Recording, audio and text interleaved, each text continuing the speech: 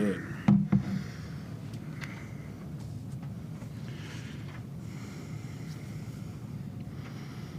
Ready with you, Ronnie?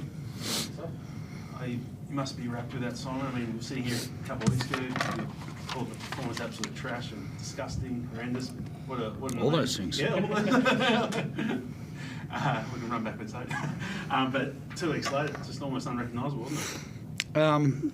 Yeah.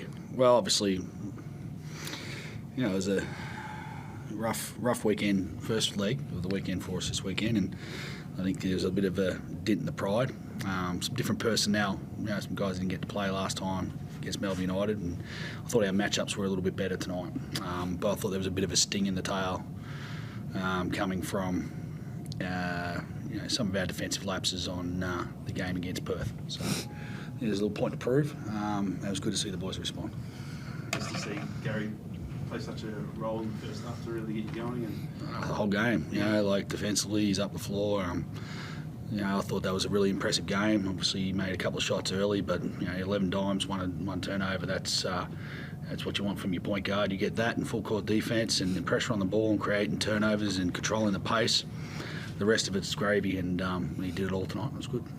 And obviously the captain as well, especially in the second half, really sort of. Which one? I got 3 of them. The main one, Mitch. Mitch? Yeah, okay. I had to think.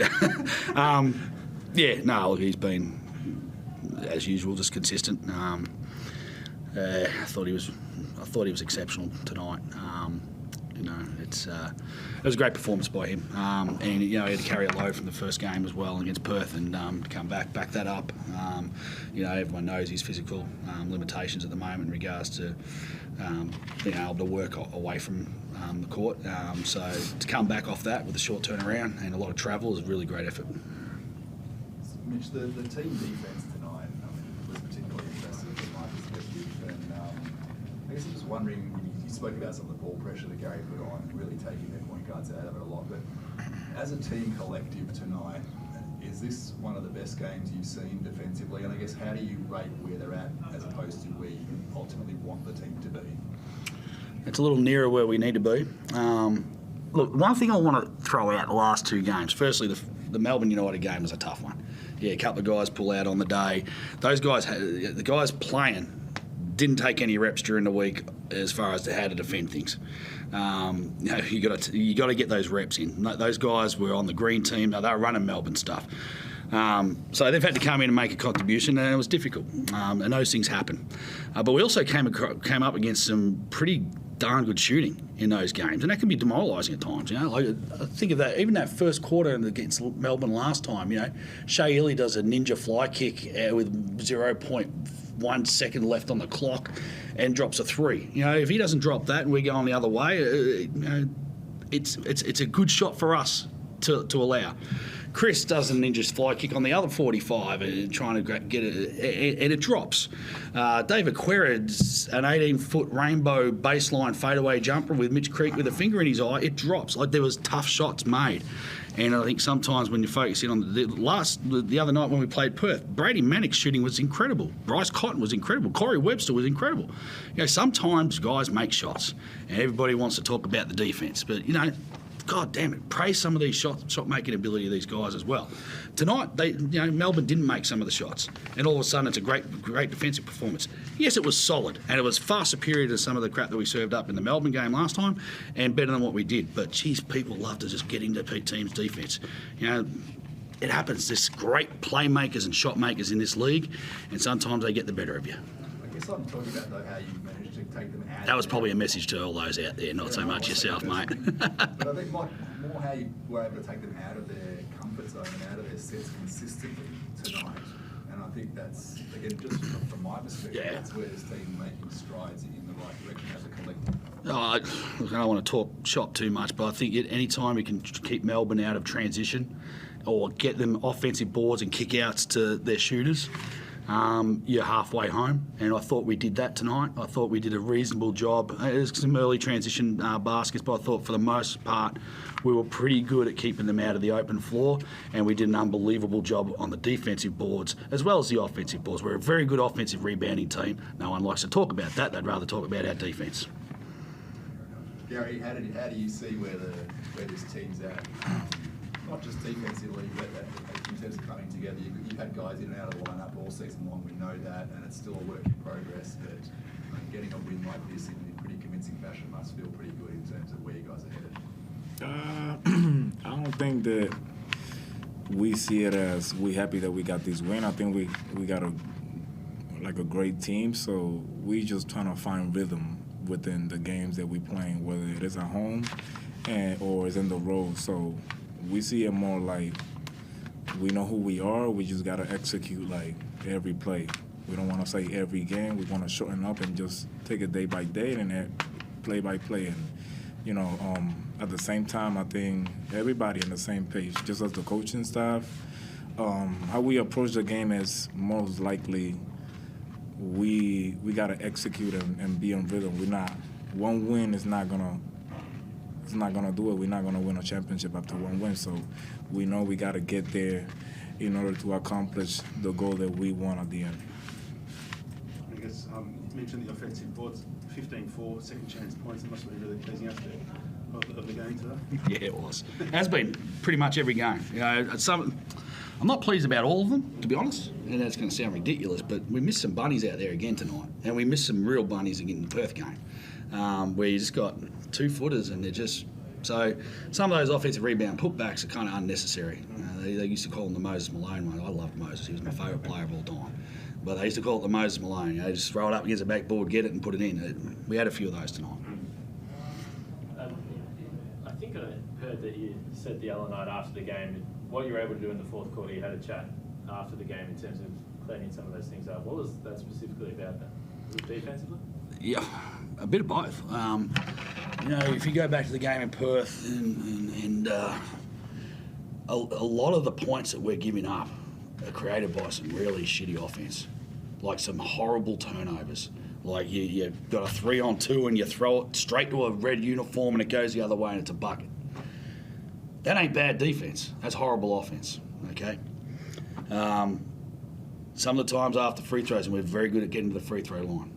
We get into the free throw line, we're trying to set up our defense, we're not getting set up. So our huddles aren't getting, the communication's not getting through in the huddles. In the fourth quarter against Perth, I thought we were far more adept at doing that, but not perfect. No, there's still some situations there where we need to be better. I thought tonight we were really solid from that perspective. And we were able to slow the game down significantly, get the ball out of the people who wanted the ball in their hands, get it out of their hands to start with, or if they did get in their hands, the shot clock's running down and you turn Melbourne into a half-court team, and that's where you want them. It might have been on the broadcast, but obviously I didn't see it, but you have to call the timeout early. I think it's 8-1. Is that just a reset? What do you say in a situation like that where it probably hasn't started the way you'd like it to? Yeah, look, you got to roll the dice sometimes. We're always getting criticised. You should have got to stop this, you got to stop that. So we've got two freaking timeouts and a half, and then 3 in the second. It's like we're not the NBA. We don't get the privilege of stopping the game every 2.5 minutes. That was one where I just thought, hang on, we don't look right. We don't seem to have the energy, and it's understandable. It's a pretty tough trip to come back from Perth in a short run and execute. So it's really just like, let's go, guys. We'll be okay. Push through this, and no real wasn't getting into them. No real sort of instruction of great proportion. It was just like, as you said, reset. We're okay. Just settle down, execute. We'll be okay. Keep getting the ball in the paint. Just more broadly, the league in general, I don't do tipping, but I imagine it would be pretty hard. But do you think it's, what do you put it down to? Why the results are so varied? Because people just say it's a deep league, but there can be other reasons, 3-point shot, whatever it may be, schedule. Okay. There's a lot of reasons. I'll go back to what I said earlier about some of the outstanding shooting. Let's say Brady Manick 4 weeks ago. He doesn't go 5 or 7 for 3 against us. He goes over 7. That's 18 points. Well, that's 15 points right there. But they had 18 points from the 3-point line that we didn't get. We're missing wide open ones, them nailing tough ones. That's a ball game sometimes. We saw when Melbourne played up in Cairns the other week, they get beat by 130. They come down and beat us by 220. It's shot-making league sometimes. You can control the controllables. Yes, you can play defence better. Yes, you can get up the floor and get your man. Yes, you can communicate better. But sometimes shots go down. And I think, we've got some incredible shot makers in this league. And I think for those reasons, you see some varying score lines. I think everyone's been blown out this year. We were the last team, I think, to get blown out. And that was last week or the week before against Melbourne. But that's going to happen. That's going to continue to happen. Then you're going to have unbelievable games, double overtime, triple overtime, when you got a whole bunch of guys. Or conversely, I think it was New Zealand. Who was it? Cairns and New Zealand earlier in the season, where no one could make a shot. It wasn't necessarily the greatest defence. No one could put the ball in the hole, and those nights happen as well. So, that's the league. It's a tough league. Just quickly, you've seen a fair bit of him, but Shea Ili, what does he add to the Melbourne team? And I know it's sometimes weird to talk about other teams, but it's clearly a pretty significant loss. What does Joe Chi add to South East Melbourne Phoenix? No one wanted to talk about the guys we had out last game. Shea Ili's not injured, not playing, so he kind of doesn't matter. What does he add? He's a hell of a basketball player. I think the premier defender in the league. You're missing the best defender in the league, best ball defender in the league. He's also become a far superior offensive player than what he once was, and he's a great leader out there. But he wasn't there, so. Just quick, how satisfying was it you lost your previous 4 against the Crosstown Rollers to finally sort of end that streak tonight and just maybe possibly get some momentum off that? Look, I think back to what Gary said in regards to momentum, it's one game, one period, one possession. We just got to get better at stringing those possessions back to back to back, and not having the breakdowns in regards to the streak. Those end. We saw that in Perth the other night. We had a little tiny little streak going of 3. They end. They're not built to last. I think Sydney's road streaks might be the only thing that's built to last at the moment. But look. It's nice. I don't think anyone in our group had any psychological or feeling that Melbourne had some psychological grip on us at all. I think we just served up a poor performance last time. Cool. Thanks, guys. Congrats, guys.